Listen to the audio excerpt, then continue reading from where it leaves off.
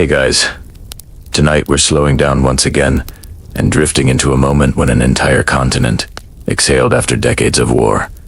The cannons fall silent, the armies stop moving, and Europe after the fall of Napoleon in 1815 enters a quiet space between destruction and reconstruction, a space where the modern world begins to take shape, not through battles, but through paperwork negotiations and long hours in dimly lit diplomatic chambers. In the summer of 1815, the roads of Europe look different. For the first time in nearly 20 years, they carry more carts with grain than carts with ammunition. The great armies that once moved across the continent like shifting weather systems begin returning to their barracks or dissolving entirely.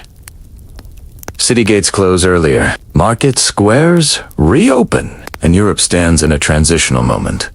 One where the war has ended, but peace has not yet taken a defined form. As the dust of Waterloo settles, a slow, deliberate process begins. Not a dramatic moment, not a single proclamation, but a long series of decisions, small adjustments, and cautious steps by governments that are trying to understand what a post-Napoleonic world should look like. Tonight, we'll walk through that quiet reconstruction, how the continent reorganized itself, how borders were reconsidered, how old dynasties returned, and how a new international order emerged from the administrative calm that followed a generation of conflict.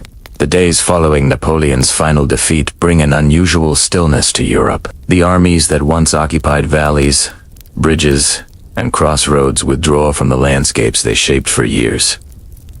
Supply wagons stop rolling, temporary field hospitals close, and for the first time in a generation, officials begin to assemble ordinary reports rather than military dispatches. Across the countryside, the signs of transition appear slowly. Fields that had been damaged by repeated troop movements begin to return to agricultural use. Bridges that served as strategic points are assessed for repair. In rural towns, local authorities record population numbers again, something that had been impossible during the final campaigns. In France, the Bourbon monarchy resumes power, but the state it inherits is fragmented. The administrative network built under Napoleon remains intact, yet it requires stabilization. The army is still large, still loyal to many of its former commanders, and the new government must reduce it without destabilizing the country. Committees begin documenting war losses. Municipalities review their depleted finances. The state focuses on immediate order rather than long-term policy. Elsewhere,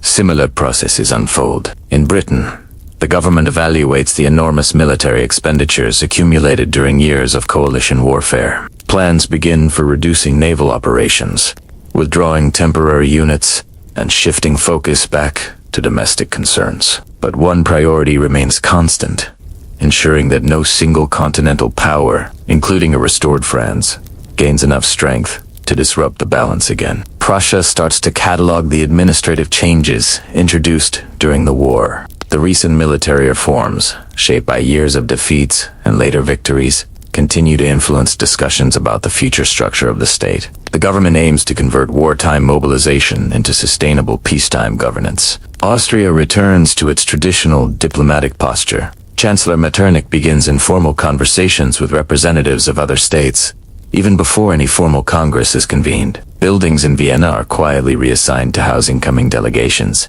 and clerks begin preparing archival material relevant to territorial negotiations.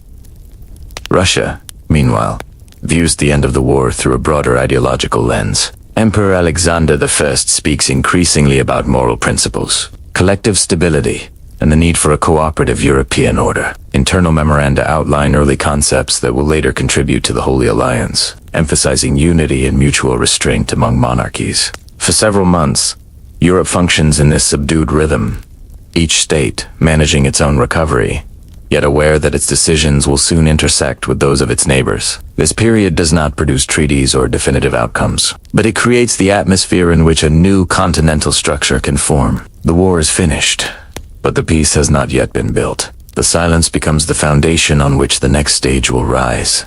As the months move forward, Europe transitions from the first shock of peace to the early stages of reorganization. Nothing changes quickly. Instead, states proceed through a series of administrative adjustments, slow, methodical, and shaped by the practical demands left behind by decades of conflict. In France, The restored Bourbon government faces a landscape shaped almost entirely by Napoleon's reforms. Ministries, courts, and provincial administrations remain structured according to imperial models, and the new regime must operate within them while gradually reasserting monarchical authority. Lists of dismissed officials are reviewed. Military pensions are recalculated. Local prefects send regular reports to Paris describing the mood of their regions, the condition of harvests, and the presence of remaining soldiers loyal to the former emperor. British officials use this period to examine the vast network of commitments accumulated during the war. Subsidies paid to allies, fleets stationed around the world, supply chains built for rapid mobilization, all must be reconsidered. Parliamentary committees debate how quickly expenditures can be reduced without destabilizing the fragile continental balance. Britain's strategic approach begins to shift from sustaining war coalitions to managing peace.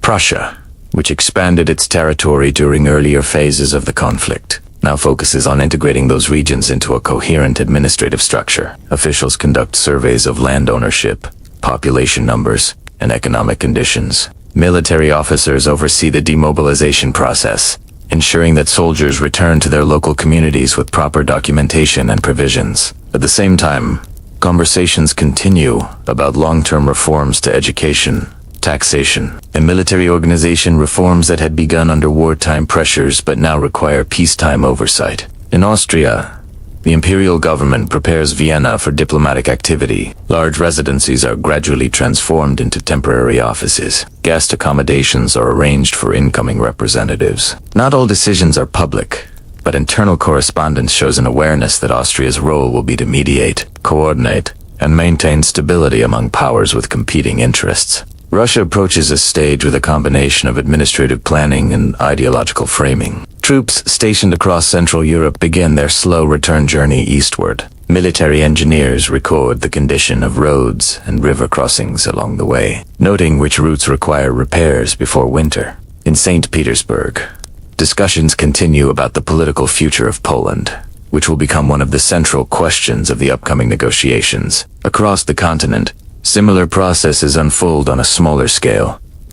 Towns rebuild warehouses, ports calculate tariff revenues disrupted by blockades, monasteries and estates that were repurposed into hospitals or barracks during the conflict return to their earlier functions. These adjustments do not yet create a new European order, but they prepare the ground for it. Each state clarifies its internal situation, stabilizes its finances, and evaluates its priorities. And once this foundation is established, representatives will be ready to gather and begin the more complex task, deciding how the continent should be shaped after the fall of Napoleon's empire. As Europe settles into a quieter rhythm, the various preparations inside capitals gradually lead to one shared destination. Vienna, already the political center of the Habsburg monarchy, becomes the place where the continent will attempt to define its future. The movement toward the Austrian capital does not begin with ceremony. It begins with letters, schedules, and early exchanges. Between foreign ministries, the Austrian government coordinates much of this process. Clerks issue invitations to the major powers and to numerous smaller states whose interests were affected by the Napoleonic conflicts. Housing plans are drafted, maps are prepared, showing the boundaries as they existed before the wars and as they appeared after each campaign. Storage rooms are reorganized to hold diplomatic archives that will be needed for reference during negotiations. From France, the newly restored Bourbon monarchy sends representatives instructed to defend the country's territorial position while demonstrating readiness to participate in a stable continental system. The reports note the delicate balance. France must show willingness to cooperate, yet also preserve enough influence to avoid isolation. The government in Paris understands that the outcome of the upcoming discussions will determine how France re-enters European politics after years of warfare. British envoys leave London with clear but cautious instructions. Britain's priority remains the continental balance. No excessive weakening of France, but also no allowance for overwhelming strength in Russia or Prussia. The delegation carries extensive economic data, shipping statistics, and summaries of treaties concluded during the war. These documents will help guide discussions on trade routes, maritime rights, and the reopening of blockaded ports. From Prussia and Russia, larger delegations travel more slowly, reflecting the long distances involved. Their routes pass through territories recently affected by military campaigns, and the reports they send back describe landscapes still marked by the passage of armies.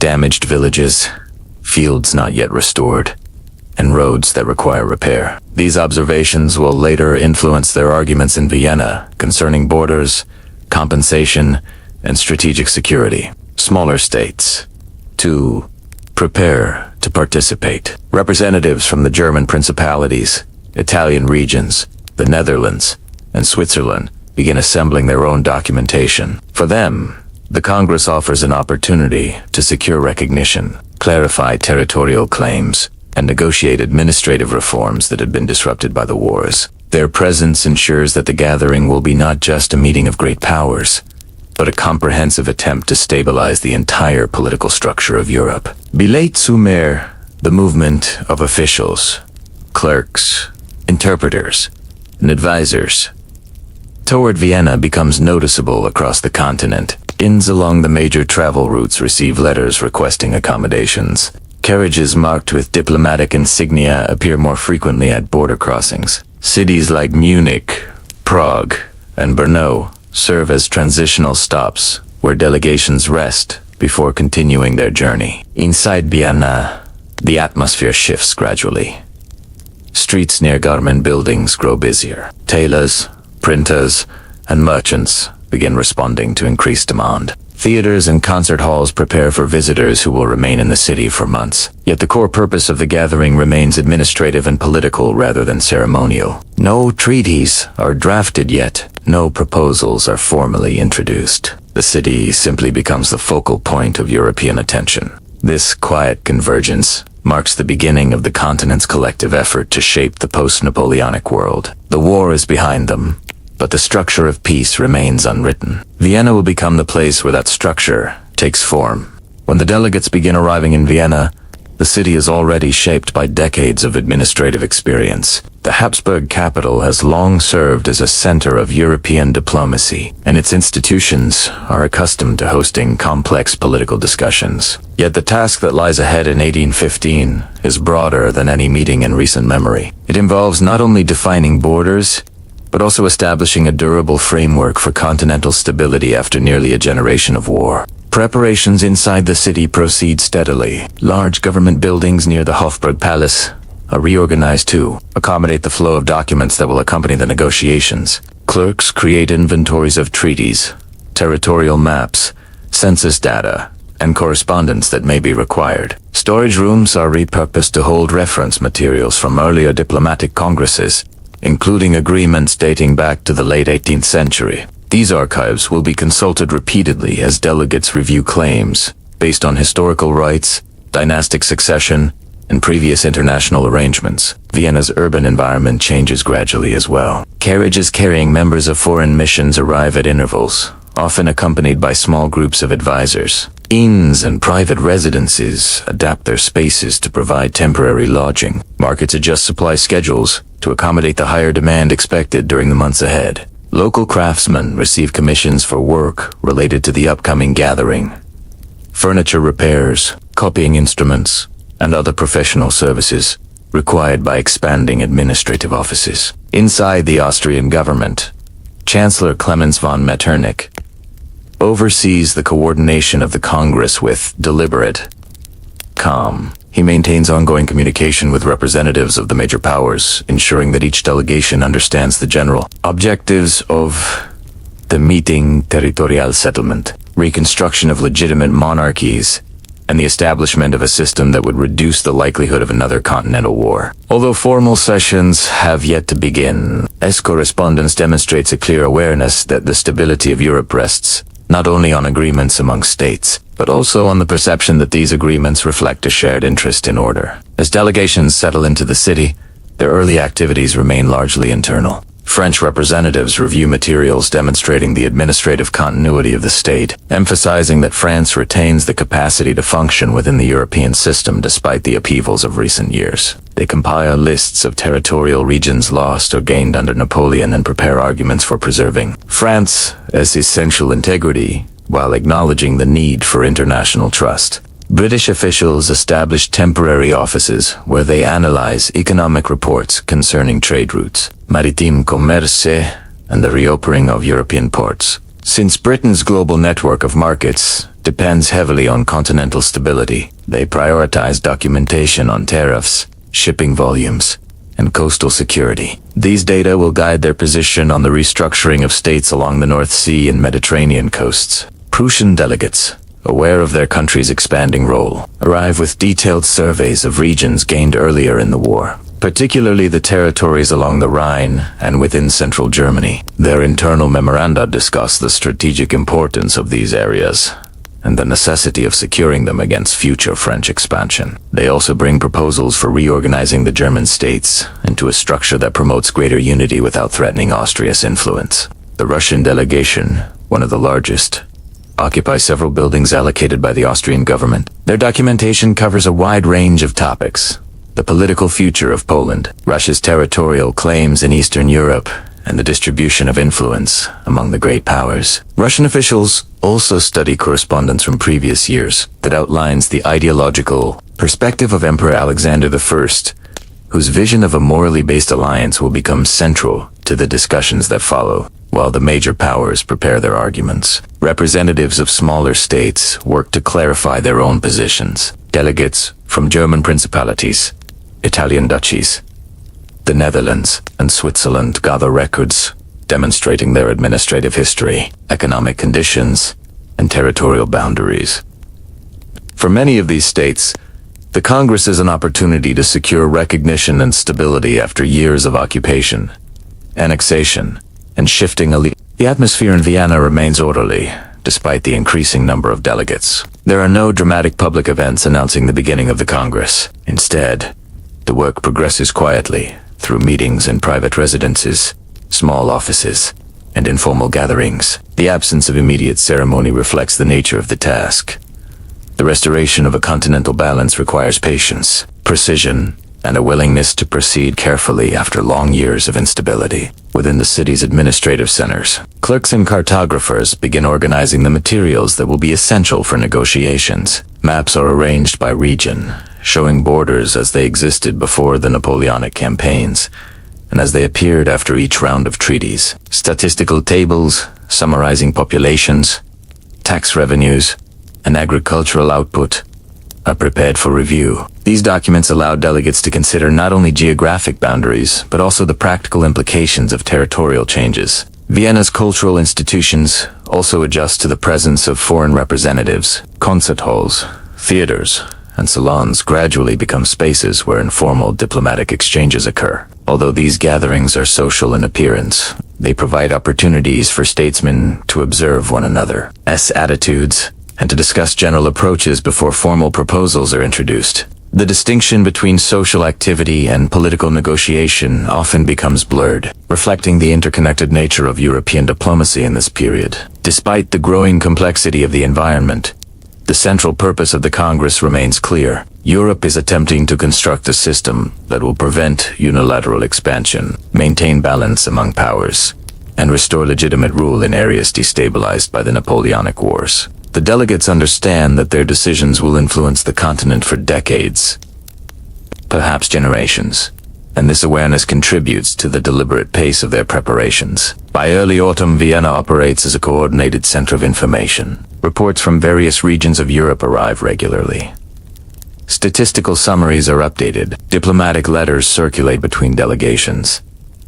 The conditions for negotiation are gradually taking shape, though no final decisions have been made. The city, with its administrative discipline and long traditions of governance, provides a stable environment in which the complex work of reconstruction can unfold. As more delegates arrive, Vienna becomes not only a physical gathering place, but also a conceptual space, where different visions of Europe began to converge. Some emphasize the restoration of traditional monarchies. Others focus on territorial security or the balance of power. Still others consider broader questions of international cooperation. These perspectives will soon meet in structured discussions, but for now, they exist as parallel lines of preparation moving toward a single point. This stage of the Congress is quiet but essential. It forms the foundation upon which formal negotiations will soon be built. a careful alignment of information, interests, and expectations that must be in place before Europe can begin the substantive work of defining its post-Napoleonic future. By the time autumn settles over Vienna, the foundations for negotiation are firmly in place. Delegations from across the continent have established their working offices, organized archives, and clarified internal priorities. The Congress now moves from quiet preparation to the early phase of structured dialogue, a stage defined not by dramatic announcements, but by the gradual formation of committees, procedural agreements, and working frameworks through which decisions will eventually be made. Although history often describes the Congress of Vienna as a single diplomatic event, it functions in practice as a large network of smaller councils. Each focuses on one aspect of the continental settlement: territorial adjustments in Central Europe, the future of Italy, the reorganization of the German states, and the position of France within the new system. These councils meet in different locations throughout the city, depending on the availability of rooms, the size of delegations, and the technical nature of the discussions. The Austrian government coordinates the overall structure with a deliberate, steady rhythm. Napoleonic ensures that the major powers Austria, Russia, Prussia, Britain, and France understand their responsibilities within the working groups. Smaller states are invited to committees relevant to their interests, though not all have equal influence. The practical arrangements reflect a hierarchy that developed during the war years, with the great powers assuming the role of primary architects of the settlement. The first task of the Congress involves confirming the boundaries of states as they existed before the Napoleonic conflicts. This requires careful examination of treaties, maps, and dynastic claims, dating back several decades. Clerks retrieve documents from archives in Vienna, Berlin, Paris, and London. These materials include earlier agreements of the 18th century, many of which had been interrupted or reversed during the wars. As delegates compare these records, they identify inconsistencies, overlapping claims, and areas where further negotiation will be necessary. Central Europe becomes one of the main subjects of discussion. The dissolution of the Holy Roman Empire in 1806 and the creation of the Confederation of the Rhine under Napoleon left many principalities with unclear legal status. Delegates must reconstruct a workable political framework for the German-speaking regions. Proposals circulate that consider the balance between Austrian influence in the south and Prussian interests in the north. Cartographers prepare new maps showing how territories might be grouped into administrative units, taking into account rivers, roads, and long-standing economic connections. In Italy, the situation is similarly complex. Several states had been reorganized or absorbed into Napoleonic kingdoms. Delegates review the conditions of Lombardy, Venetia, the Papal States, and the Kingdom of Naples. Questions arise concerning the restoration of earlier rulers and the administrative viability of various territories. These discussions proceed in a careful sequence, supported by statistical records summarizing population numbers, grain production, and taxation revenues in each region. The Polish question occupies a prominent place in the Congress. Russia proposes the creation of a semi-autonomous kingdom under Russian oversight, while Prussia and Austria consider the implications for their own territories. Detailed demographic surveys are examined, along with documents describing the political history of the region. The complexity of these discussions highlights the broader challenge of balancing strategic interests with the principles of stability and territorial legitimacy. France participates in these discussions with a cautious yet active approach. Though defeated in war, it seeks to avoid isolation and maintain its status as one of the major European powers. French delegates focus on demonstrating that the stability of Europe depends not on weakening France excessively, but on reintegrating it into a balanced system. They present administrative data showing the country's capacity for internal governance and economic recovery, emphasizing that a stable France will contribute to the long-term peace of the continent. As committees meet, a consistent pattern emerges. Each session begins with the review of documents, followed by analysis of their implications. Clerks record arguments, summarize proposals, and distribute copies for consultation. Between meetings, delegates hold smaller discussions in private residencies, clarifying their positions and adjusting their approaches in preparation for the next formal session. These informal exchanges are essential, as they allow statesmen to gauge the intentions of others and identify areas of potential agreement. the scale of documentation grows steadily. Tables summarizing population densities, agricultural outputs, and revenue sources are compiled for reference. Maps showing various arrangements of borders are redrawn repeatedly as new proposals are introduced. Some maps focus on geography, while others emphasize infrastructure, roads, river systems, ports that must be considered in any territorial settlement. The creation of these materials requires continuous collaboration between diplomats, cartographers, archivists, and clerks. Despite the administrative complexity, the tone of the Congress remains measured. Delegates are aware that the purpose of the meeting is not to advance individual ambitions, but to construct a system capable of preventing future wars. The memory of recent conflict remains fresh, and the destruction left across the continent serves as a constant reminder of the need for caution. This shared understanding contributes to a working environment characterized by restraint, even when disagreements arise. Throughout the city, the rhythms of daily life continue alongside the diplomatic work. Markets operate according to seasonal cycles. Craftsmen produce goods for local consumption as well as for the needs of visiting delegations. Public buildings host occasional concerts and lectures attended by diplomats during their limited free hours. These social events, though not part of the official proceedings, provide opportunities for delegates to exchange impressions and gather information about the perspectives of other states. By the end of this early phase, the Congress has established its essential structure. Working groups have defined their areas of responsibility. Delegates have prepared extensive documentation. Preliminary discussions have clarified the major questions: territorial arrangement, restoration of legitimate governments, and the creation of mechanisms for maintaining balance among the European powers. The Congress has not yet reached conclusions, but it has created the environment in which conclusions can be formed. The procedures, committees, and documentation generated during this stage will guide the negotiations that follow. Vienna now functions as the administrative center of a continental project, the reconstruction of Europe after the fall of Napoleon. As the Congress enters its next phase, the conversations in Vienna shift from procedural organization to substantive negotiation. Delegates now begin addressing the central questions that will define the post-war order. These discussions unfold slowly, shaped by documents gathered during the early months and by the diplomatic habits developed through decades of European state. The pace remains measured, and the tone is consistently analytical. Decisions arise not through confrontation, but through a process of comparing interests, identifying areas of overlap, and reducing potential sources of conflict. One of the first areas requiring systematic examination is the territorial settlement of Central Europe.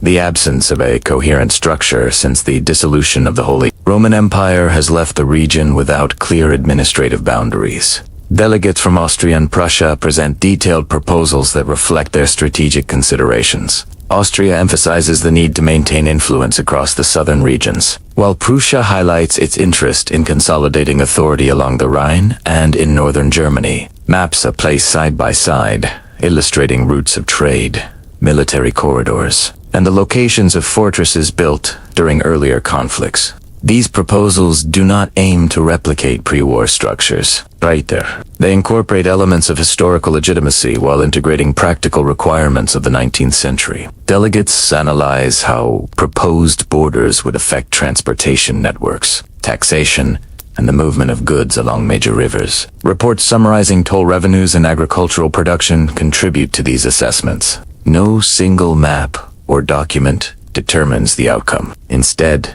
decisions emerge through the accumulation of factual information and its careful comparison with political aims. The Italian peninsula presents another complex set of issues. Several states had been annexed or reorganized under Napoleonic rule, and the Congress must determine which governments should be restored and which administrative structures are viable in the long term. Diplomatic reports describe the conditions of major cities, the state of local finances, and the abilities of former rulers to resume power. Delegates consider not only historical claims, but also the administrative needs of the region. Discussions examine whether certain territories require stronger oversight or whether existing borders should be adjusted to improve access to ports and trade routes. During these sessions, the smaller Italian states provide detailed documentation on their historical autonomy. Representatives from Tuscany, Parma, Modena, and other principalities outline the administrative practices that existed before the Napoleonic Wars. They present records of local taxation,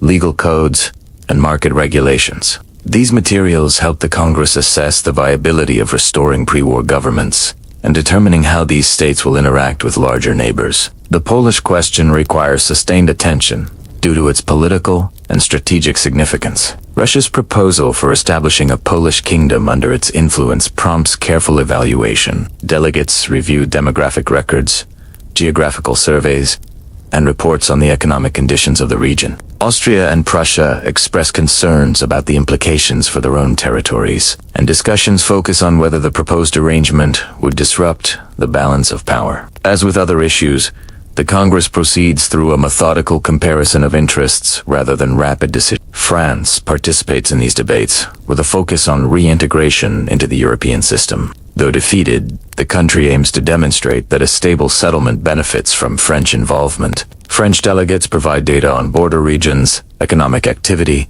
and administrative reforms that had been implemented during the empire. They also show a willingness to support certain territorial adjustments elsewhere in Europe, signaling France's readiness to work within the emerging framework. This policy helps reduce concerns among other states about the possibility of renewed conflict. Throughout these negotiations, diplomatic memoranda serve as the basis for discussion. Each delegation reviews the arguments presented by others, annotates documents, and prepares summaries for internal use. These materials circulate between offices and meeting rooms, creating a continuous exchange of information. The clarity of the written record allows delegates to revise their positions when new data emerge or when alternative proposals align more closely with shared goals. Informal meetings continue to play an important role. Delegates often gather in private residencies, where discussions occur in a less structured setting. These conversations help explore possibilities that may not be expressed openly in formal sessions. Such meetings provide opportunities for clarification, negotiation of specific clauses, and identification of points where compromise is possible. While these gatherings do not produce official statements, they help construct the underlying consensus that will support eventual decisions. Throughout Vienna, the administrative apparatus remains active. Clerks compile lists of proposed borders, comparing them with census figures and tax records. Cartographers revise maps to reflect adjustments considered during discussions. Translators ensure that documents circulate accurately among delegations with different working languages. This collaboration allows the Congress to maintain a shared understanding of the issues at hand. Despite the variety of political perspectives, the general atmosphere remains steady and controlled. Delegates do not seek rapid resolutions, and disagreements are addressed through gradual refinement of proposals, rather than confrontation. The memory of sustained conflict encourages caution. States understand that durable peace requires eliminating sources of tension rather than redistributing them. This shared recognition shapes the tone of the Congress and contributes to the slow but consistent movement toward agreement. VT stays. Several themes become clear. The Congress aims to restore stability by combining elements of historical legitimacy with practical administrative considerations. Territorial adjustments are guided by geographies, economics, and the balance of power rather than by short-term advantage. And while the major powers drive the process, smaller states influence outcomes by providing detailed documentation and participating in specialized committees. The early negotiations do not yet produce final settlements, but they establish the framework in which those settlements will be made. Through careful examination of documents, incremental adjustments to propose, and continuous dialogue, the Congress begins forming a coherent vision for Europe after Napoleon's defeat. Vienna now functions as a coordinated diplomatic system, moving step by step toward conclusions that will define the continent for much of the 19th century.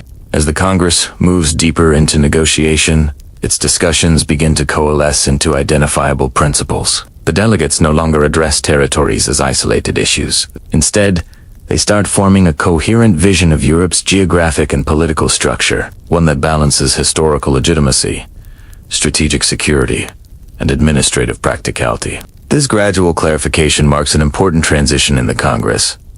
It shifts from comparing documents to shaping the outline of the post-Napoleonic settlement. The first principle to emerge concerns the prevention of unilateral dominance. The wars of the previous 2 decades demonstrated how quickly the balance of power could collapse when one state accumulated excessive influence. Delegates therefore analyze every proposed border with attention to its strategic implications. Maps showing fortresses, river crossings, and mountain passes are studied carefully. The aim is to create territorial arrangements that allow each major power to remain secure without enabling expansion that could destabilize the continent. This principle becomes most visible in discussions concerning France. Although defeated, France remains a large and economically significant state. The Congress does not seek to dismantle it, nor does it aim to leave it vulnerable to renewed conflict. Delegates examine earlier treaties, noting which territories France held before the wars and which were acquired under Napoleon. By comparing these documents,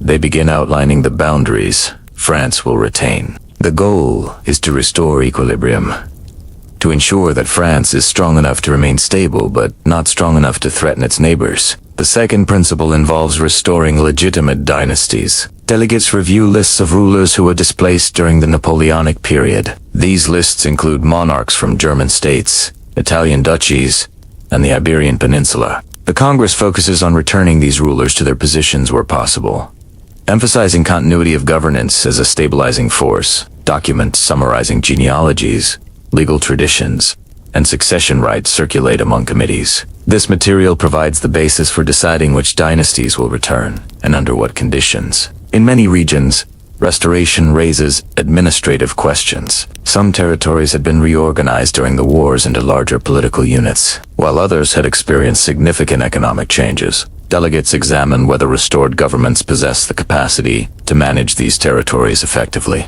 Reports on taxation systems, legal codes, and supply networks help determine whether adjustments to administrative boundaries are necessary before rulers resume authority. A third principle emerges concerning compensation. When a state relinquishes territory for the sake of balance, it often receives compensation elsewhere. This practice prevents weakened borders from creating future disputes. For example, if Prussia cedes influence in one region to support Austrian interests, it may gain administrative responsibility in another area that aligns with its strategic concerns. Delegates prepare comparative tables showing population numbers, economic productivity, and strategic value to evaluate the relative significance of these exchanges. The redrawing of Central Europe proceeds with these principles in mind. The German-speaking regions are reorganized into a new political structure known as the German Confederation. This entity includes numerous states but is designed to maintain equilibrium between Austria and Prussia. Documents outlining the Confederation's administrative procedures are drafted,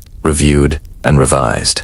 The Confederation is not intended as a centralized state. Instead, it provides a coordinated framework for addressing shared concerns, such as defense and internal stability. In Italy, similar adjustments are made. Lombardy and Venetia come under Austrian administration, reflecting Austria's long-standing influence in the region. The Kingdom of Sardinia regains its earlier territories, strengthening its western position. The Papal States are restored under the authority of the Pope.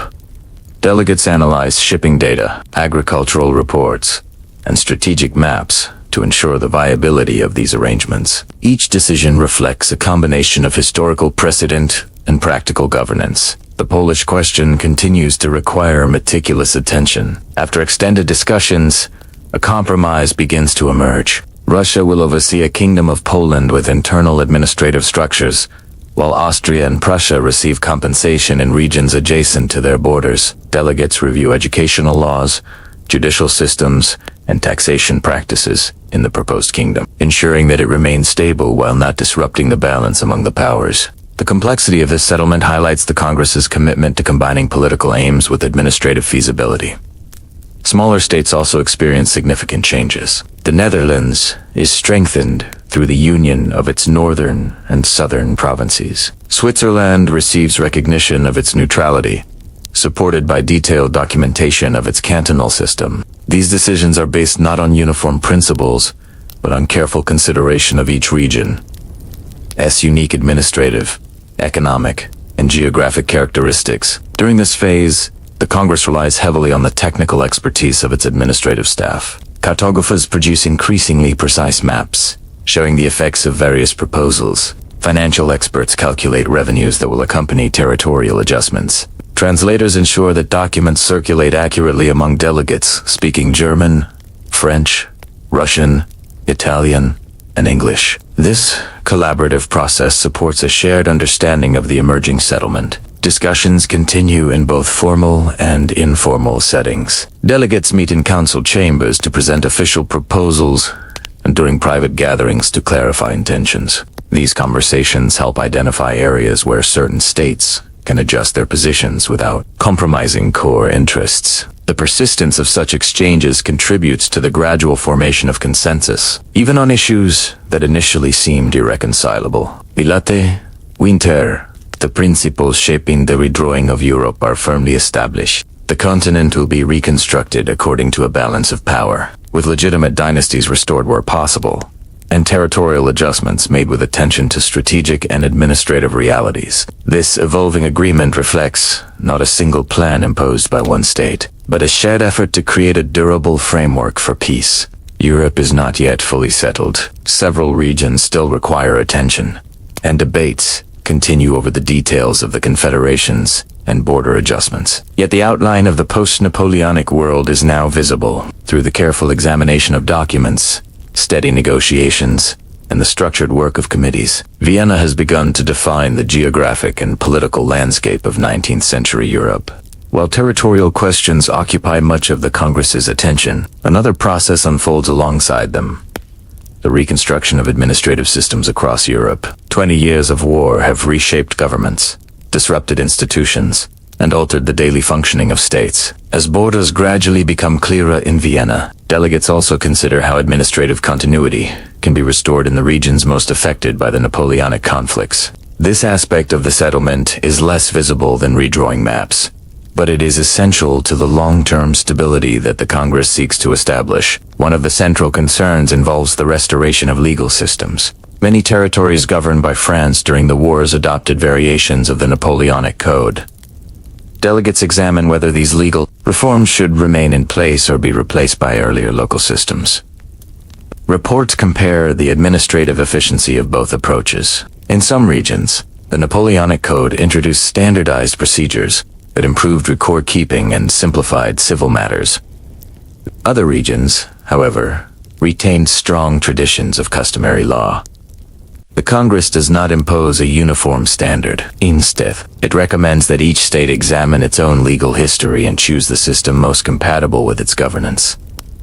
Courts require re-establishment as well. Judicial offices that had been suspended during military occupation must be reopened. Judges and clerks review case records that were interrupted when fighting reached their regions. Delegates from various states describe the challenges of resuming legal proceedings after long periods of instability. To support this effort, the Congress encourages the appointment of experienced officials familiar with both pre-war traditions and the administrative changes introduced under Napoleon. Taxation systems also require attention. War demands had altered the fiscal structures of many states. In some areas, requisitions were collected in place of standardized taxes. In others, emergency levies replaced traditional revenue systems.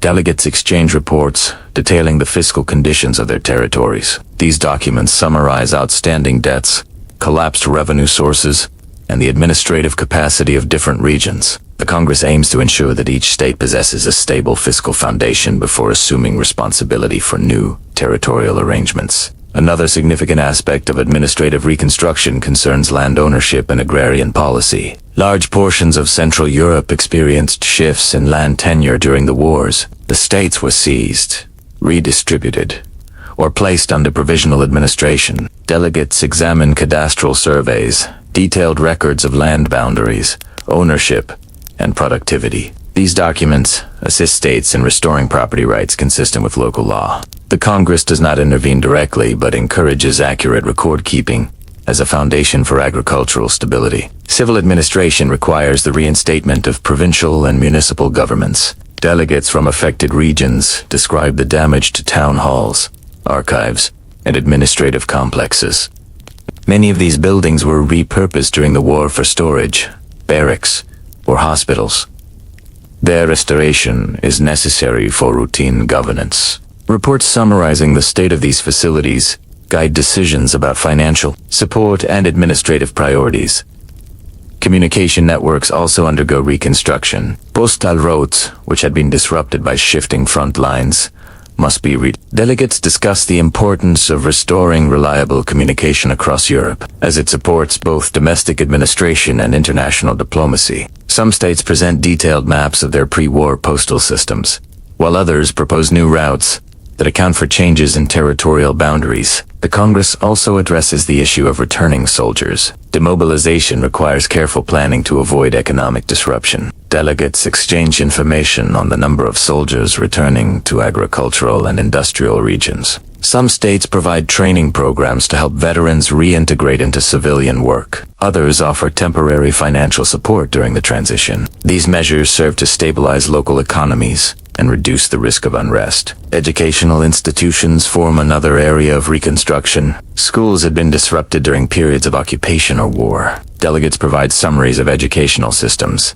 including staffing levels, availability of textbooks, and conditions of school buildings. The Congress emphasizes the importance of restoring education as part of the broader stabilization effort. Although no standardized policy is imposed, states are encouraged to rebuild their school networks to support future administrative capacity. The question of archives is also significant. Official records stored in provincial capitals, monasteries, and military headquarters were scattered during the wars. Delegates discuss methods for retrieving lost documents, verifying their authenticity, and restoring them to proper custody. In territories transferred from one state to another, archival agreements determine which records must accompany the territorial change. These agreements ensure continuity in tax collection, legal proceedings, and administrative procedures. In addition to domestic concerns, cross-border administrative cooperation requires attention. Rivers such as the Rhine, Danube, and Elbe flow through multiple states, and their management depends on clear regulations. Delegates examine earlier treaties governing river navigation, fishing rights, and toll collection. The Congress aims to establish principles for open navigation, reducing economic barriers and promoting stability through shared access to waterways. This early form of international regulation reflects the broader goals of the Congress: mutual security through administrative cooperation. Smaller states contribute significantly to these discussions. Their delegates provide detailed records describing the administrative histories of their territories. These materials often include statistical tables, legal codes, and municipal registers. Such documentation helps clarify how these states can be reintegrated into the European system after years of shifting borders. Their participation ensures that administrative reconstruction does not solely reflect the interests of the great powers, but takes into account the structures required for effective governance at all levels. Despite the complexity of these issues, the tone of discussion remains consistent with earlier phases of the Congress.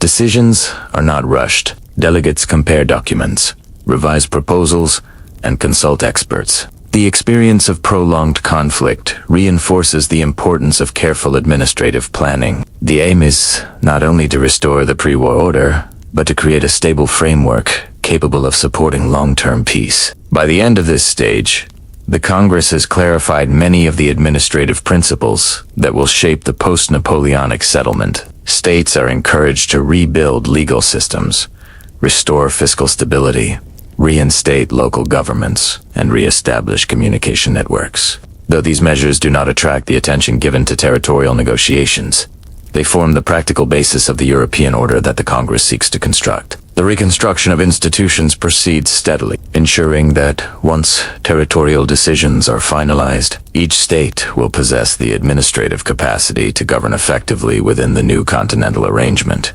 As negotiations progress in Vienna, the delegates increasingly turn toward one of the most important questions of the post-war settlement: how to maintain security across the continent after decades of instability. The memory of rapid military mobilizations, shifting alliances, and widespread devastation remains vivid. This experience shapes the discussions on defense arrangements, military limits, and mechanisms for preventing future conflict. The aim is not to create a militarized equilibrium, but to design a stable framework in which states can coexist without resorting to war as a means of resolving disputes. The first aspect of security, considered by the Congress, involves the strategic location of fortresses and defensive zones. Delegates examine maps showing the distribution of fortifications constructed or expanded during the Napoleonic period.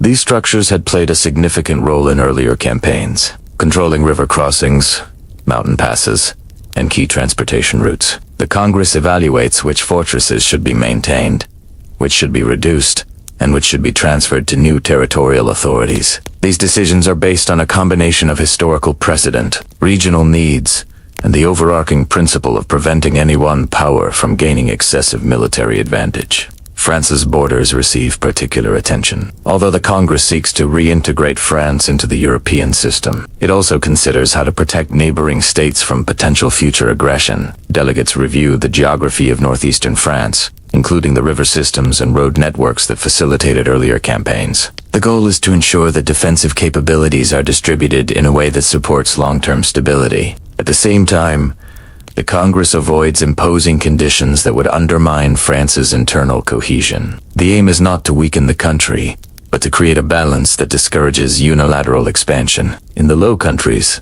the creation of a stronger state forms part of the continental security strategy. The union of the northern and southern provinces into the Kingdom of the Netherlands is intended to serve as a buffer between France and the German states. Delegates examine agricultural and economic data from these regions to ensure that the new kingdom possesses sufficient resources to maintain internal stability and defend its borders. The placement and reinforcement of fortresses along the frontier are discussed in detail, with engineers providing assessments of their condition and strategic value. The German Confederation also becomes a key component of the security framework, while not a centralized state. The Confederation is designed to coordinate military defense among its members. Documents outlining the organization of its Federal Assembly and its responsibilities circulate among delegates. The Confederation's fortresses, especially those located along the Rhine, are assigned roles within the collective defense structure. These arrangements allow smaller states to contribute to regional security without sacrificing their autonomy. Further south, the Italian states undergo similar evaluations. Austria's presence in northern Italy provides a stabilizing influence, and the Congress considers how military responsibilities should be distributed in the region. Delegates examine transportation routes through the Alps and along the Po Valley, assessing where defensive positions would be most effective. Reports from military engineers demonstrate how earlier campaigns had moved through the region, and these historical observations help guide decisions regarding troop placement and fortification lines. The Polish question again intersects with security considerations. The formation of a Polish kingdom under Russian oversight introduces a potential shift in the balance of power. Delegates analyze the region's geography, including the river systems and plains that had served as corridors for military movement. Discussions focus on how the kingdom's administrative structure can be designed to support stability without enabling territorial expansion. Proposals include measures for local governance, legal autonomy, and limitations on troop deployments. In addition to territorial and military arrangements, the Congress addresses broader mechanisms for maintaining security through diplomacy. Delegates examine earlier treaties that establish consultative frameworks among European states. These documents, some dating back to the 18th century, illustrate how coordinated diplomatic action can prevent misunderstandings and reduce the risk of escalation. Building on this tradition, the Congress considers the creation of a more formal system in which the major powers will meet periodically to discuss continental issues, monitor developments, and resolve disputes through negotiation. The concept of collective security gradually takes form. It is not expressed in modern terms, but its principles are evident. States agree to respect established borders, maintain communication with one another, and act collaboratively when instability threatens the balance of power. While the details remain under discussion, this developing system will later be recognized as one of the essential outcomes of the Congress. Internal security also receives sustained attention. Delegates discussed how states can prevent unrest during the transition from war to peace. Reports describe the conditions of regions affected by food shortages, property disputes, and the return of large numbers of demobilized soldiers. The Congress encourages measures that support social order, such as reliable legal procedures, agricultural reforms, and improved communication between local authorities and central governments. These recommendations do not impose unified policies but provide guidance for maintaining cohesion during reconstruction.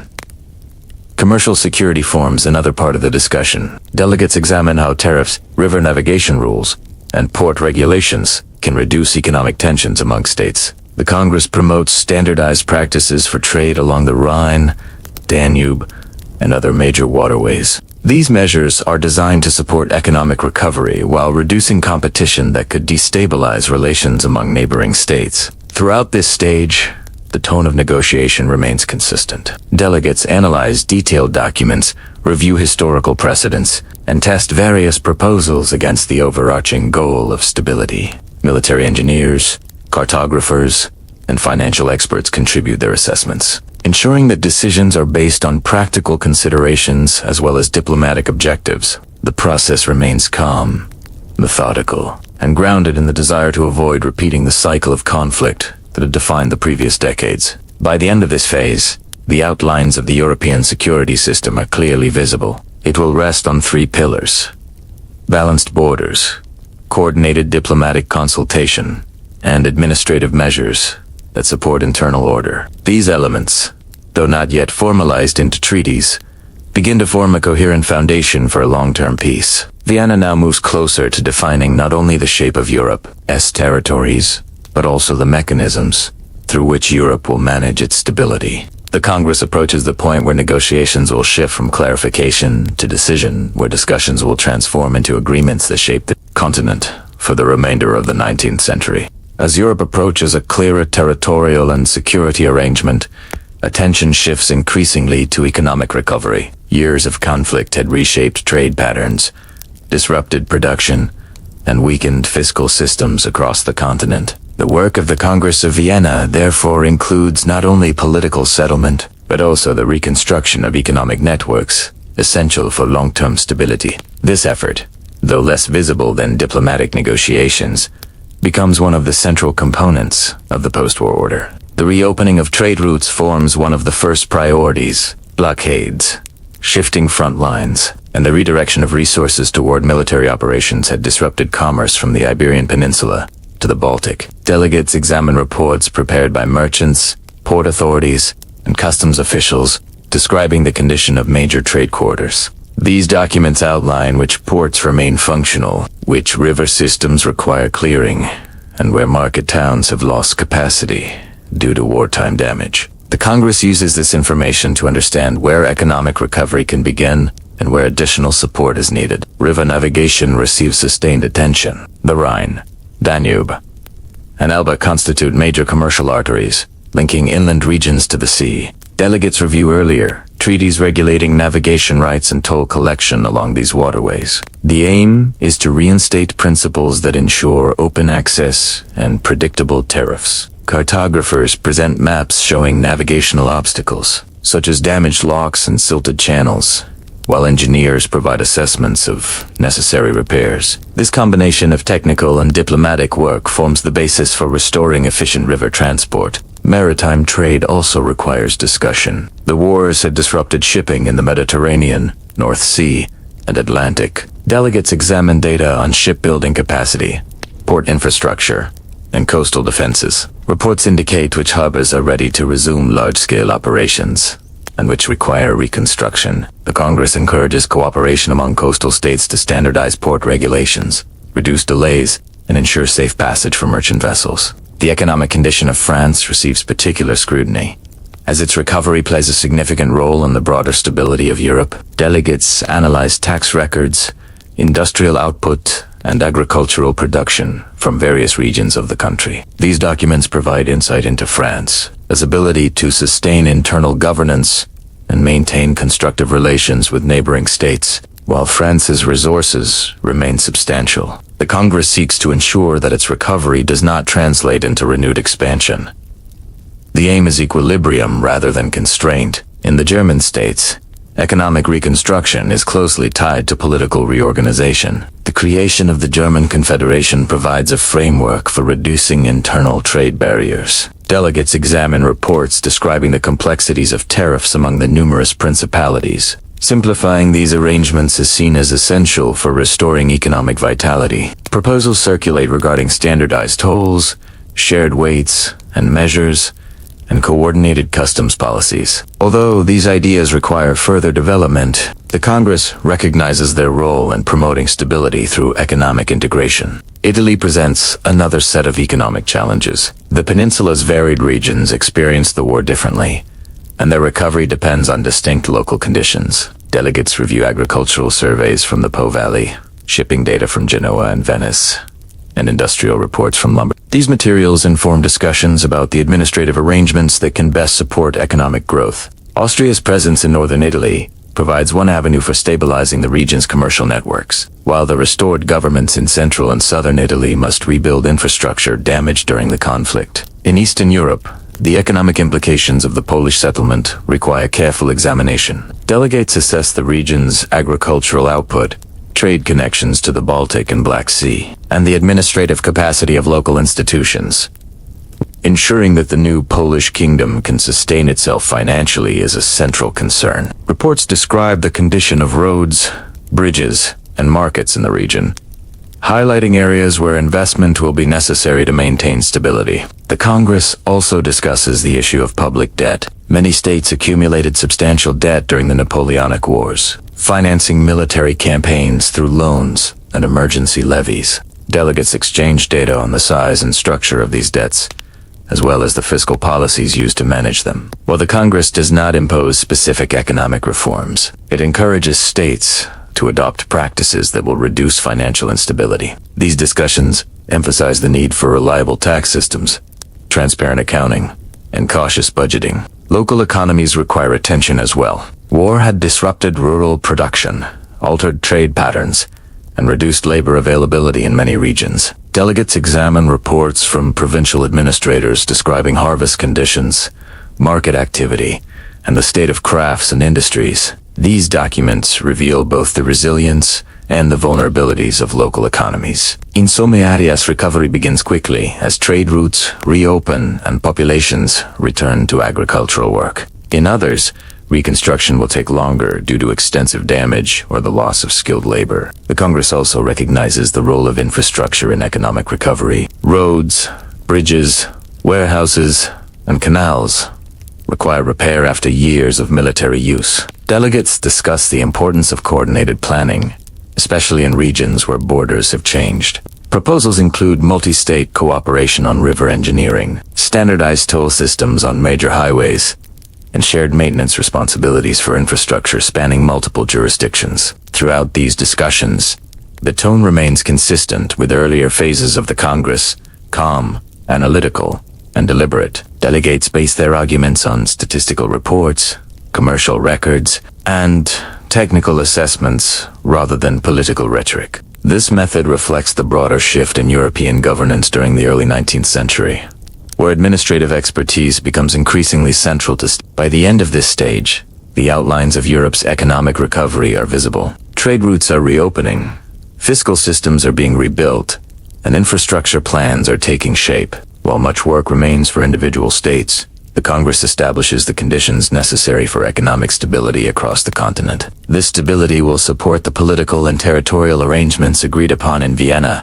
and contribute to the formation of a long-term European order. With economic recovery underway, the Congress moves closer to completing its work. The next sections will address the final elements of the settlement: the diplomatic principles, the formal agreements, and the structures designed to preserve peace in the decades ahead.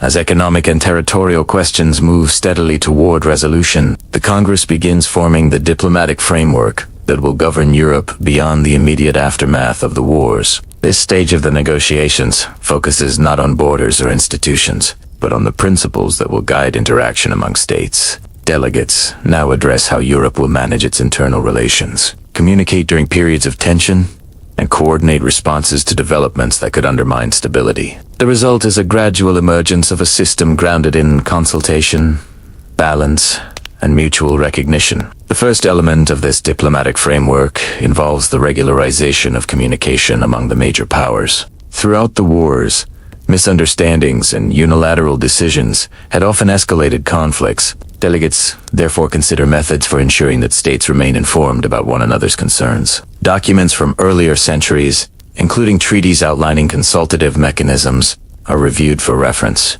Based on these models, the Congress discusses the establishment of periodic meetings among the major powers, where they can evaluate developments and coordinate their approaches. This idea does not produce a formal organization in the modern sense. Instead, it creates a practice, an expectation that states will consult one another on major issues rather than act independently. This practice will later become known as the Concert of Europe. It rests on the assumption that shared diplomatic engagement can prevent crises and preserve balance without the need for constant alliances or formal institutions. The second element involves the principle of non-interference in domestic affairs, tempered by a shared interest in maintaining stability. Delegates recognize that revolts, constitutional changes, and internal conflicts could have implications for neighboring states. Reports on earlier uprisings and administrative disruptions circulate through the Congress, illustrating how internal instability can spread across borders. The emerging framework therefore emphasizes respect for internal sovereignty, while also permitting coordinated diplomatic responses when broader equilibrium is threatened. A third component concerns the role of legitimist principles in international relations. Delegates agree that the restoration of traditional rulers and administrative structures contributes to long-term order. This principle guides decisions regarding succession disputes, territorial claims, and the recognition of governments. It does not imply uniformity in governance, but establishes a baseline of continuity expected to support internal and external stability. Documents outlining dynastic histories and earlier treaties helped clarify these arrangements. In addition to these political principles, the Congress discusses diplomatic protocols intended to reduce misunderstandings. These include standardized procedures for sending and guidelines for formal communication, and expectations regarding the treatment of diplomatic representatives. Clerks compile lists of precedents and draft new procedural documents. This administrative precision ensures that diplomatic exchanges remain orderly and predictable, even during periods of tension. The Congress also examines how disputes between states should be addressed. Delegates review examples from European history where unresolved tensions led to military escalation. They analyze these cases to identify points where diplomatic intervention could have prevented conflict. Based on this analysis, the Congress promotes practices such as third-party mediation, the use of conferences, and the circulation of formal statements outlining grievances. These measures aim to provide states with alternatives to unilateral action. Another topic involves the management of military forces within the new European system. Delegates recognize that armies will remain essential for defense, but they also understand that rapid mobilization contributed to earlier conflicts. Discussions therefore emphasize the importance of maintaining clear communication about troop movements, fortification projects, and naval deployments. Reports detailing the size and location of military forces circulate among committees. While the Congress does not impose limitations on armaments, it encourages practices that reduce the likelihood of misinterpretation. The role of smaller states within this diplomatic framework receives particular attention. Representatives from regions such as Switzerland, the Netherlands, and the German principalities discuss how they can participate in the system without being overshadowed by the major powers. Their involvement in earlier sessions provides a model. They contribute documentation, express concerns, and support larger efforts through cooperation rather than direct influence. The Congress ensures that their sovereignty is recognized and protected, which becomes a central aspect of the emerging diplomatic order. A significant theme throughout these discussions is predictability. Delegates repeatedly emphasized the need for clear expectations in international behavior. Predictability, they argue, reduces uncertainty and therefore decreases the likelihood of conflict. To support this idea, the Congress develops principles that states can use to guide their actions, such as respecting established borders, honoring treaty obligations, and communicating openly during periods of tension. The creation of this diplomatic framework reflects not only the lessons of the Napoleonic Wars, but also broader developments in European governance. The increasing complexity of administration, the growth of commercial networks, and the expansion of state responsibilities all contribute to a political environment in which stable diplomacy becomes essential. The Congress acknowledges these realities and integrates them into its settlement. Despite differences among delegations, the tone remains methodical. Arguments are supported by historical examples, legal documents, and administrative reports. Delegates compare perspectives and adjust their positions when necessary. The calm pace of these discussions reflects the collective recognition that diplomacy must serve as the primary instrument for maintaining peace. By the end of this phase, a new European diplomatic system has taken shape. It is informal in structure, but clear in purpose. It aims to preserve balance, prevent unilateral action, and encourage states to consult one another before making decisions that affect the continent. These principles complement the territorial, economic, and administrative arrangements already established, creating an integrated framework for long-term stability. With these diplomatic foundations in place, the Congress approaches the final stages of its work. The coming sections will address how these principles are codified into treaties, how agreements are finalized, and how Europe prepares to transition from negotiation to implementation.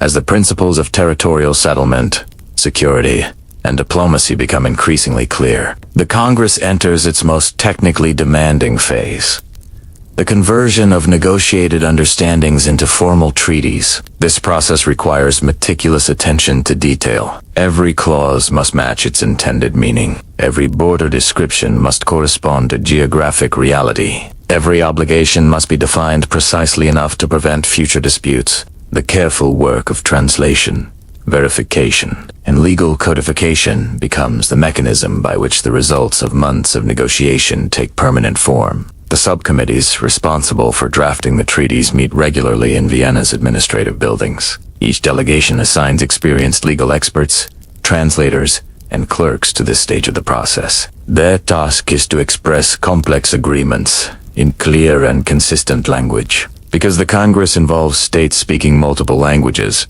the accuracy of translation becomes essential. A single term must convey the same meaning in French, German, English, Italian, and Russian. To support this effort, the Congress employs standardized glossaries drawn from earlier diplomatic negotiations. One of the first technical steps involves the precise definition of borders. Delegates examine maps created by the Congress's team of cartographers. These maps depict mountain ranges, riverbanks, and road networks with as much accuracy as available survey data permits. Border descriptions refer not only to visible geographic features, but also to specific coordinates, historical markers, and administrative divisions. In regions where boundaries had shifted repeatedly during the wars, older maps are compared with recent surveys to ensure that the treaty reflects current conditions. Territorial clauses require additional verification. When a territory is transferred from one state to another, the treaty must specify which administrative rights accompany the transfer. These include tax collection responsibilities,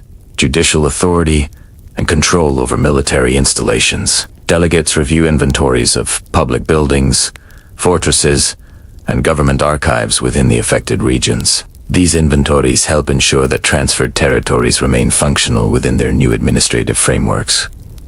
Restoration of monarchies also requires formal legal expression. For each restored ruler, the treaty must outline the legitimacy of succession, the scope of authority, and any conditions attached to the reinstatement. Delegates examine genealogical documents and earlier treaties that define these relationships. The Congress does not create new dynastic lines. It reaffirms those already established by prior legal tradition. The clarity of these affirmations helps minimize future disputes over sovereignty. The settlement of the German Confederation demands particularly detailed codification. Its foundational charter must define the membership of the Confederation, the structure of its federal assembly, and the responsibilities shared among its states. Legal experts draft articles outlining procedures for collective defense, methods for resolving disputes among member states, and the rights of each state within the confederal framework. These articles undergo multiple revisions to accommodate the diverse administrative traditions of the German territories. In the Italian peninsula, the treaties similarly address the restoration of states and the distribution of responsibilities. Clauses describe the authority of the restored rulers, the relationship between local administrations and central governments, and the status of territories placed under Austrian oversight. For each region, the treaty includes references to earlier legal norms to ensure continuity with pre-war governance. The settlement concerning Poland requires extensive documentation. The creation of the Kingdom of Poland under Russian influence must be defined in terms of autonomy, legal jurisdiction, and the rights of citizens. Delegates draft articles specifying the operation of the kingdom is legislature, the authority of its judiciary, and the relationship between its administrative structures and those of the Russian Empire. These details reflect the Congress's effort to balance political compromise with administrative clarity beyond territorial and constitutional matters. The treaties codify principles of navigation, trade, and diplomatic conduct. Articles on river navigation outline rules for toll collection, maintenance of waterways, and cooperation among states responsible for shared rivers. Clauses on trade define acceptable tariffs, port access, and the treatment of merchants in foreign territories. Diplomatic articles describe the rights and responsibilities of envoys, ensuring consistency in international communication. Verification of the treaties involves multiple stages. Drafts circulate among delegations for review. Each state examines every clause, confirming that the text reflects earlier negotiations. Notes and suggested revisions are recorded in the margins. Legal experts meet in small groups to reconcile differences in wording or interpretation. Translators compare parallel texts line by line, ensuring that linguistic variations do not alter legal meaning. Throughout the verification process, the tone remains methodical. Delegates do not rush the work, understanding that errors in codification could undermine the stability they aim to achieve. The Congress's clerical staff maintains detailed records of each revision, storing earlier drafts for reference. This careful documentation ensures transparency in the evolution of the treaties. As final drafts take shape, the Congress prepares for the formal signing. Attestashi typographers produce clean, standardized copies of the treaty texts. These documents include seals, signatures, and identifiers associated with each participating state. Additional copies are prepared for national archives and diplomatic missions. The physical production of the treaties reflects the administrative precision that characterizes the entire Congress. Once the treaties are ready, delegations conduct a final review of their positions. States confirm their acceptance of territorial adjustments, security arrangements, and diplomatic principles. They verify the schedules for implementing administrative changes and evaluate the long-term implications for their governance. Only after this thorough assessment do they approve the documents for formal signing. By the end of this phase, the Congress has transformed months of negotiation into a legally coherent settlement. The treaties now express, in precise language, the territorial boundaries, constitutional frameworks, and diplomatic practices that will shape Europe after the Napoleonic Wars. The meticulous work of translation, verification, and codification ensures that these agreements can be implemented consistently across the continent. Europe now approaches the point where these treaties will be enacted, where administrative structures will adjust, borders will be applied, and diplomatic practices will begin to operate within the newly established framework. The Congress prepares to conclude its work, having translated negotiation into law. With the treaties finalized and prepared for formal signing, the Congress enters the stage where agreements must be translated into practical administrative actions. Europe's governance now begin the slow, careful process of adjusting their institutions, reorganizing their territories, and preparing their populations for the changes defined in Vienna. Implementation requires coordination among states, regional authorities, military units, and local communities. It is a process shaped by procedure rather than spectacle, guided by the expectation that long-term stability depends on orderly transition. One of the earliest tasks involves the formal transfer of territories between states. To support this, delegations distribute official documents to regional administrators. These documents include maps, boundary descriptions, and instructions outlining the timetable for the transfer. Officials in affected regions review the materials and communicate with local authorities to ensure that administrative changes proceed without disruption. In many cases, teams of surveyors travel to border regions to confirm geographic markers and verify that the treaty descriptions align with physical terrain. Administrative control must pass from one authority to another with minimal confusion. That means updating tax systems, revising judicial oversight, and transferring records held in regional archives. Local clerks gather documents related to land ownership, census, data, and municipal regulations. These records help ensure continuity in governance allowing the incoming administration to maintain essential services. Military adjustments form another key component of the implementation process. Troops stationed in territories slated for transfer receive orders to withdraw according to a predetermined schedule. The departing forces document the condition of fortifications, arsenals, and supply depots before handing them over to the incoming state. Inspectors from both sides verify the inventories to prevent disputes. In some regions, joint commissions oversee the transition to ensure that it adheres to the treaty's terms. These procedures aim to avoid misunderstandings that might escalate into conflict. Judicial authority also undergoes reorganization. Courts operating under the previous government's legal framework now prepare to adopt the laws of the new administration. Judges and legal clerks receive instructions regarding the application of statutes, the handling of ongoing cases, and the recognition of previous legal decisions. Where necessary, transitional guidelines help bridge differences between legal systems. These guidelines ensure that residents do not lose access to courts or face sudden changes in legal rights without clear explanation. The restoration of monarchies requires similarly careful administrative preparation. Returning rulers establish provisional councils to support the transition.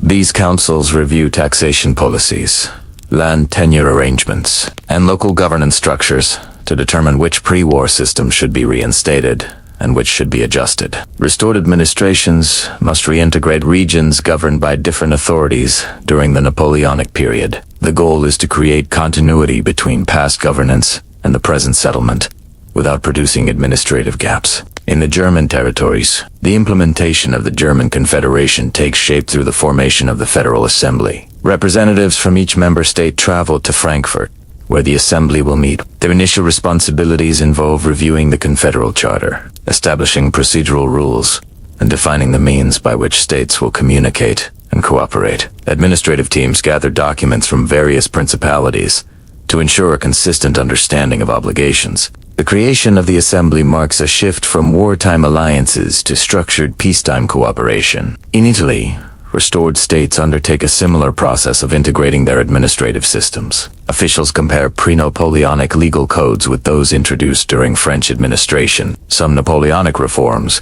such as modernized tax collection methods, are retained due to their efficiency. Others are rescinded in favor of older customs. Each state evaluates which administrative practices will support long-term stability. These decisions reflect a broader pattern of selective continuity, a balance between tradition and practical necessity. The settlement concerning Poland requires the establishment of administrative structures capable of functioning autonomously while remaining aligned with Russia's oversight.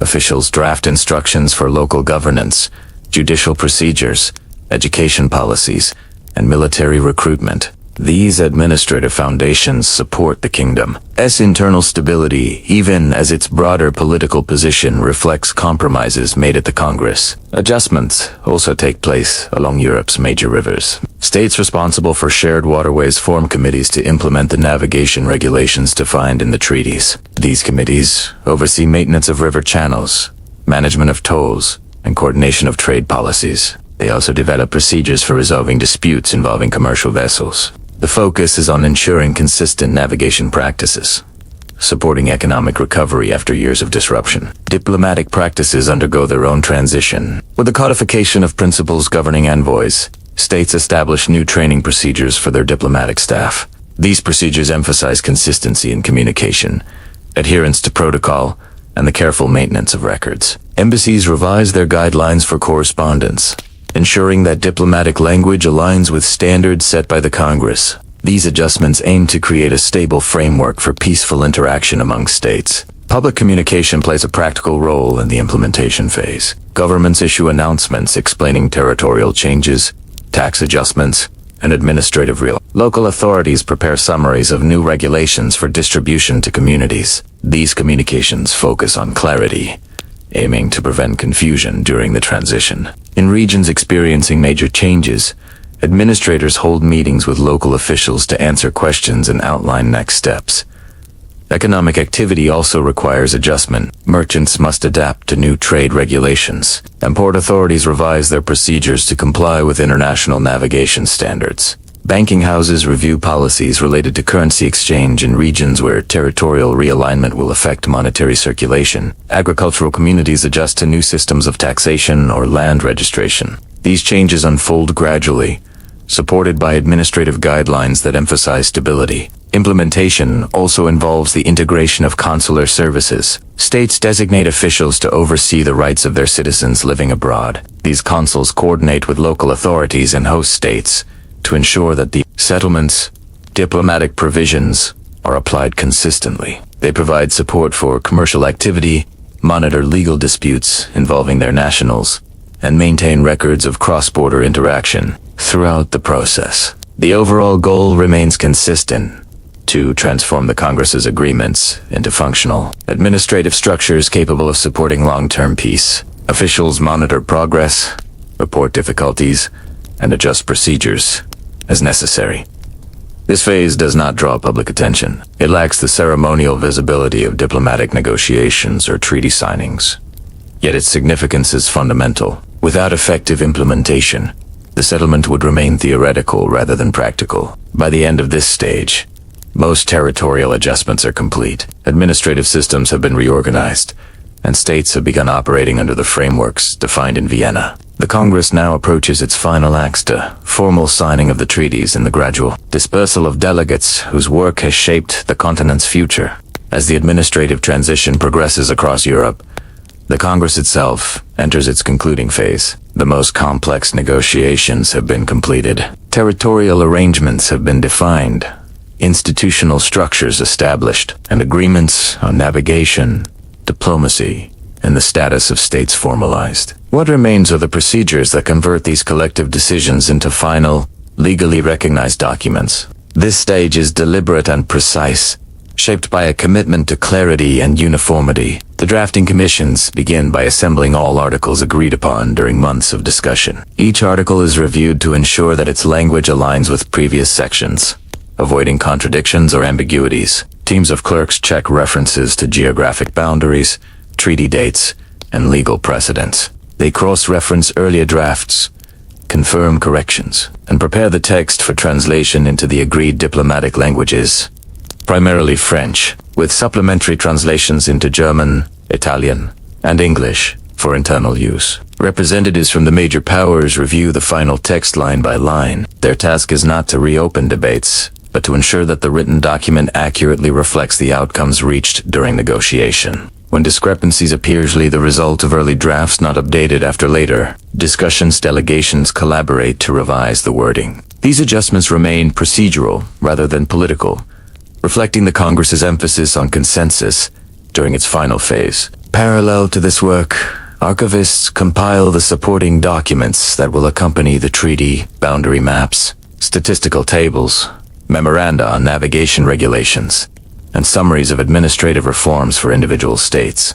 These annexes provide the technical detail necessary for implementation. Each annex undergoes the same verification process as the treaty articles themselves. The goal is to create a comprehensive record that future administrators can consult without uncertainty. As the treaty takes its final shape, attention turns towards signature procedures. Delegations confirm the titles and seals of their representatives, prepare official stationery, and review protocols for the ceremony. Although the Congress is known for its diplomatic gatherings, the signing event itself is understated. The emphasis remains on accuracy rather than spectacle. The location is selected for practical reasons: adequate space for delegations, secure storage for documents, and controlled conditions for the event. In the days preceding the signing, delegations begin packing their archives. Boxes of notes, correspondence, and draft proposals are organized for transport back to their respective capitals. Clerks sort materials by subject, labeling them carefully to ensure that governments can continue administrative work after returning home. These archives represent the internal record of the Congress documents that will shape domestic policies, inform future negotiations, and define how each state interprets the settlement. Vienna, meanwhile, prepares for the gradual departure of delegates. Inns adjust their accounts, transport services schedule departure times, and local officials coordinate traffic through the city's narrow streets. The population, accustomed to 2 months of diplomatic activity, now observes a slow reduction in movement near government buildings. The shift is noticeable not for its noise, but for its absence. The rhythms of the city return to their earlier patterns as the concentration of international officials begins to diminish. The final sessions of the Congress focus on procedural matters. Representatives review communication channels for post-Congress coordination. They discuss mechanisms for resolving disputes related to boundary implementation or navigation. They reaffirm their commitment to avoid unilateral actions that might destabilize the settlement. These discussions do not introduce new policies, but reinforce the structure that has been established. Following the signing, delegations exchange certified copies of the treaty. These copies are produced by scribes trained in diplomatic transcription, using standardized handwriting in formal parchment. Each copy includes seals, embossed in wax, and signatures arranged according to rank. The process requires several days, during which the original treaty remains under controlled conditions, protected from damage. Once the copies are complete, they are distributed to the delegations, who immediately secure them for transport. As delegations prepare to depart, they send preliminary reports back to their governments. These reports summarize the Congress's decisions, outline expected administrative challenges, and recommend initial policy adjustments. They also note the responsibilities that each state must now fulfill. For many governments, these summaries become the foundation of long-term foreign policy. Travel arrangements follow established diplomatic procedures. Delegates coordinate with local officials to secure safe passage through the territories they will cross. Carriages are inspected, supplies inventoried, and schedules confirmed. The departure occurs gradually. Some delegations leave within days of the signing, while others remain longer to finalize correspondence or conduct additional bilateral discussions. The movement is steady rather than hurried. Vienna's government oversees the final logistical arrangements, ensuring that archives, personal belongings, and official records are transported without incident. They provide escorts for delegations traveling through regions recently affected by military activity. These measures reflect an understanding that the stability created at the Congress must be maintained through careful, consistent practice. For the people of Vienna, the conclusion of the Congress brings an observable shift. The influx of visitors diminishes. Theaters and concert halls gradually return to their usual attendance levels. Markets experience reduced demand for luxury goods. Carriage traffic lessens along major streets. The city resumes its earlier pace, though traces of the Congress remain in the form of restored buildings, expanded archives, and increased familiarity with international visitors. As delegates disperse across Europe, the effects of the settlement begin to unfold. Governments prepare legislative amendments to align domestic policies with the new international structure. Military commands adjust deployment plans according to revised borders. Regional administrators reference the treaty copies to guide decisions. Diplomatic services begin implementing standardized procedures for communication and negotiation. The Congress's influence becomes embedded in the machinery of governance across the continent. The final phase of the Congress also shapes international expectations. States recognize that the settlement represents not merely a conclusion but a framework for future conduct. The stability achieved in Vienna depends on ongoing adherence to shared principles: restraint, consultation, and collective oversight. The delegates understand that these principles must extend beyond the walls of the Congress into everyday political practice. As winter approaches, the last diplomats depart Vienna. Their carriages move along major routes that have carried merchants, armies, and envoys for centuries. The Congress is now complete. The treaties have been signed. The administrative structures are in motion. Europe enters a new period defined not by battlefields, but by agreements, charts, and shared procedures. The work of the Congress shifts from negotiation to the long, steady practice of governance. With the Congress concluded and its delegates dispersed, Europe moves into a phase defined not by negotiation, but by the practical realities of living under the new settlement. The effects of Vienna unfold gradually across the continent, shaped by administration, local conditions, and the capacity of states to integrate the new framework into daily governance. This period does not produce dramatic events. Instead, it reveals the texture of political adaptation measured, procedural, and reliant on stable institutions. One of the first observable outcomes is the reorganization of military deployments. Armies that had been positioned along temporary front lines now withdraw to peacetime stations. Governments review logistical needs, adjusting supply routes, and transport infrastructure. Engineers assess roads and bridges damaged during the wars, identifying priorities for repair. These assessments support the long-term goal of restoring communication networks, essential for trade, governance, and the movement of goods. Border regions experienced notable administrative activity. Newly established boundaries require markers, inspection posts, and updated documentation for residents. Local authorities prepare registries for land ownership under the new jurisdictions. Clerks update tax records, while surveyors refine maps distributed during the implementation phase. In some areas, residents adapt to new legal systems that differ from previous administrations. Transitional guidelines help mitigate disruption, providing instructions on how older regulations interact with newer ones. The German Confederation begins its work as an institutional structure. The Federal Assembly, convening in Frankfurt, reviews matters related to internal stability and collective security. The Assembly examines reports from member states, many of which describe administrative adjustments undertaken in response to the Congress's decisions. While the Assembly does not impose centralized control, it establishes a forum for coordination. This ensures that disputes between smaller states can be addressed through consultation rather than unilateral action. In Switzerland, the reaffirmed neutrality receives its first practical tests. Neighboring states adjust their policies to reflect the Congress's recognition of Swiss independence and neutrality. Swiss officials coordinate with foreign ministries to clarify the application of neutrality during peacetime and in potential future conflicts. These discussions focus on transit rights, border management, and the responsibilities of neighboring states. The goal is to ensure that neutrality remains functional rather than symbolic. Italy's restored states implement their chosen administrative structures. In Lombardy and Venetia,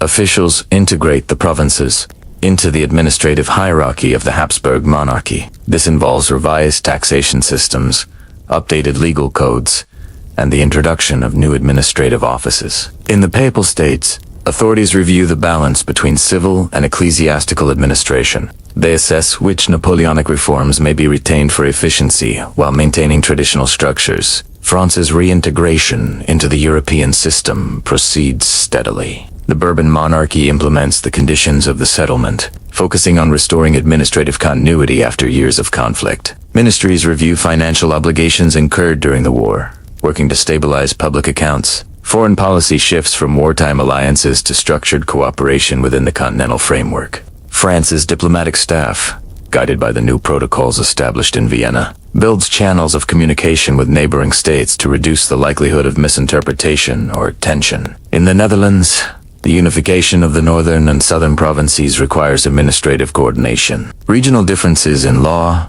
commerce, and religious practice create practical challenges. Committees examine these differences and develop procedures to standardize certain aspects of governance while respecting local practices. Military units from the former Dutch Republic and the southern provinces undergo integration into a single command structure. This process supports the new Kingdom's role as a buffer state along Europe's northwestern frontier. Poland's constitutional monarchy begins to take shape under its charter. Authorities organize legislative bodies, judicial systems, and military administration. The relationship between the Polish government and Russian oversight develops through a series of procedural exchanges. These exchanges define responsibilities on both sides and clarify how autonomy will function in practice. Reports from Warsaw describe efforts to align internal policies with the expectations set forth at the Congress. Economic activity across Europe adjusts to the new conditions created by restored borders and normalized trade routes. Merchants reopen connections that had been disrupted by wartime blockades. Port authorities streamline procedures impacted by new navigation regulations.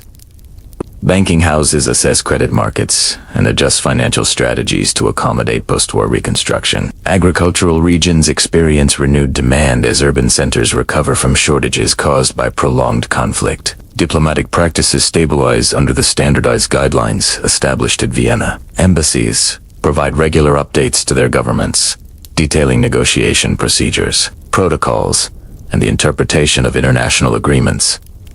States expand their diplomatic corps, recognizing that long-term stability depends on clear communication. These practices help reduce misunderstandings that might otherwise escalate into disputes. Public administration also reflects the Congress's outcomes. Governments examine their internal structures, determining which wartime institutions should be dissolved and which should be reformed for peacetime use. Ministries revise their responsibilities to reflect new regional boundaries and post-war priorities. In many cities, reconstruction efforts begin focusing on repairing infrastructure, restoring public buildings, and improving transport networks. Cultural and academic institutions take note of the continent's changing landscape. Scholars collect documents related to the Congress, preserving them for study and future reference. Universities expand their curricula to include diplomatic history, international law, and political science shaped by the decisions made in Vienna. These academic developments support the long-term stability of the settlement by fostering deeper understanding among future administrators and diplomats. Over the months that follow,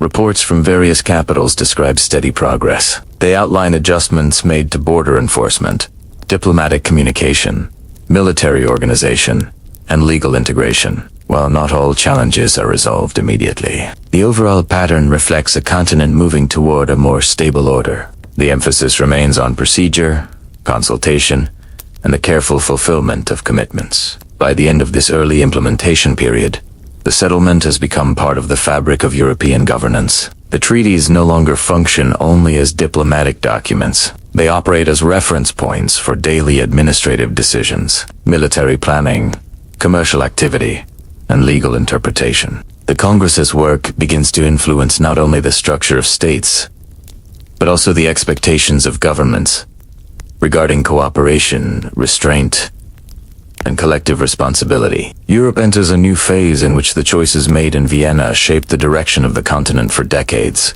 The settlement's effects extend into political institutions, economic networks, and diplomatic relationships. The post-Napoleonic order now functions not as an abstract ideal, but as a practical system, guiding the everyday operations of governance across the continent.